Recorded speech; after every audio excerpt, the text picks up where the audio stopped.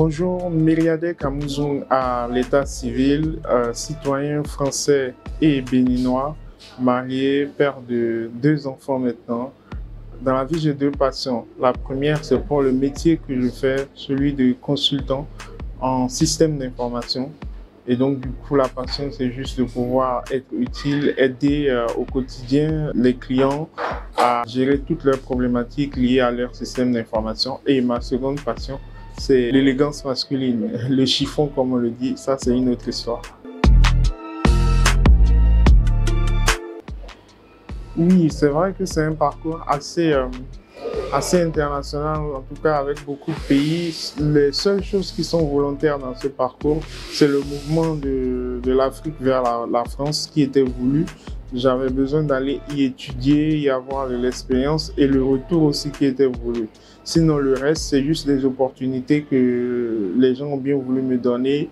Les gens ont bien voulu me faire confiance et ça m'a permis d'avoir le parcours qui est le mien jusqu'ici et qui, j'espère, n'est pas encore la fin.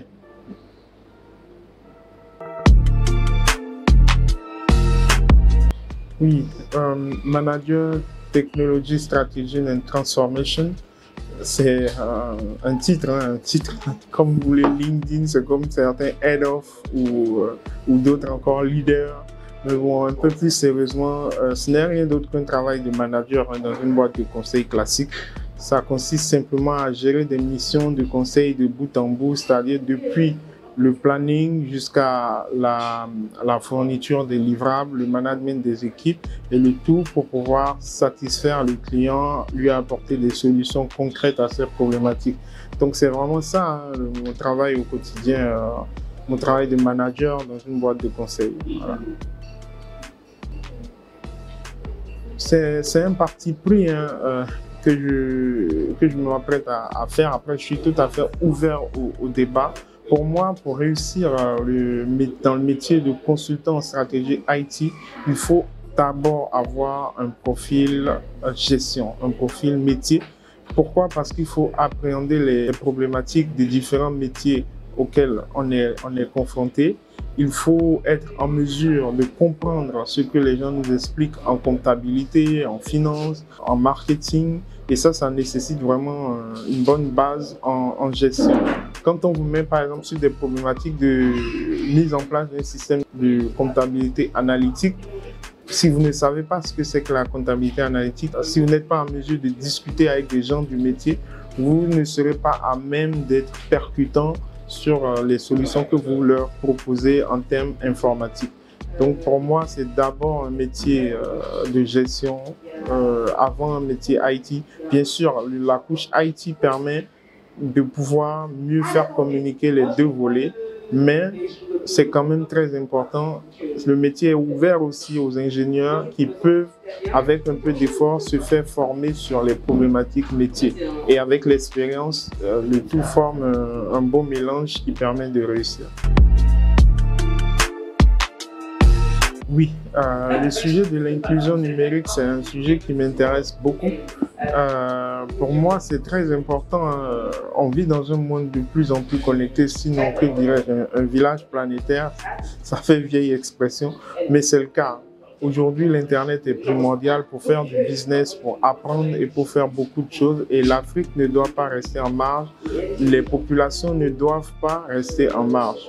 Et c'est pour ça que c'est important de veiller, que nos gouvernements puissent veiller à l'inclusion numérique. Et quand je dis inclusion numérique, c'est 3 choses. C'est d'abord l'accès à Internet. Et l'accès à Internet, on observe qu'il y a de plus en plus d'initiatives dans ce sens. Les gouvernements investissent, les sociétés de telco aussi investissent. Et dans ce sens-là, on constate que l'Afrique est de plus en plus couverte, les gens ont de plus en plus accès à Internet, même si ça doit encore être amélioré.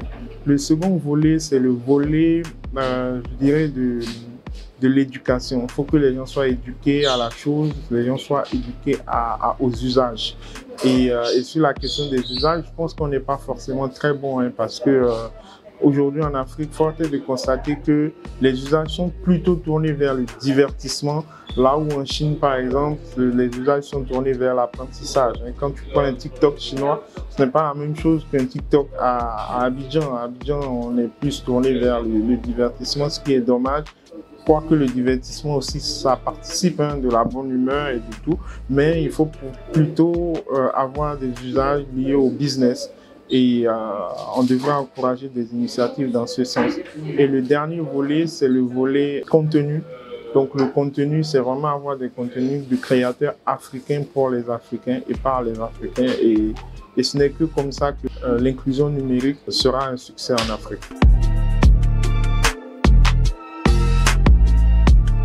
Oui, quelle perspective pour les jeunes?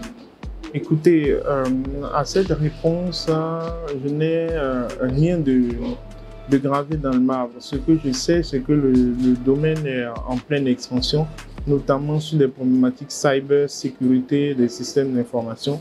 C'est un domaine qui a le vent en poupe et qui recrute beaucoup. Donc je pense qu'il y a de très belles opportunités dans ce secteur. Les perspectives sont très bonnes sur le numérique parce que, comme je disais tantôt, tout se fait maintenant par Internet, tout se fait maintenant par le numérique. Il est loin de nous le temps où la comptabilité se faisait dans un livre et où ce n'était pas forcément évident pour les gens de le faire sur un logiciel. Aujourd'hui, tout est fait par l'informatique. Donc ça laisse de très belles perspectives, même en termes d'innovation, quand on voit aujourd'hui arriver l'intelligence artificielle générative, pour en citer le plus gros, un ChatGPT, on se rend compte que plus on avance, plus il y a des perspectives, plus les besoins en recrutement sont grands. Et moi, je ne peux que vous encourager, je peux qu'encourager la jeunesse africaine en particulier, à s'intéresser à ce secteur, à se former et il n'y a plus qu'à. Voilà.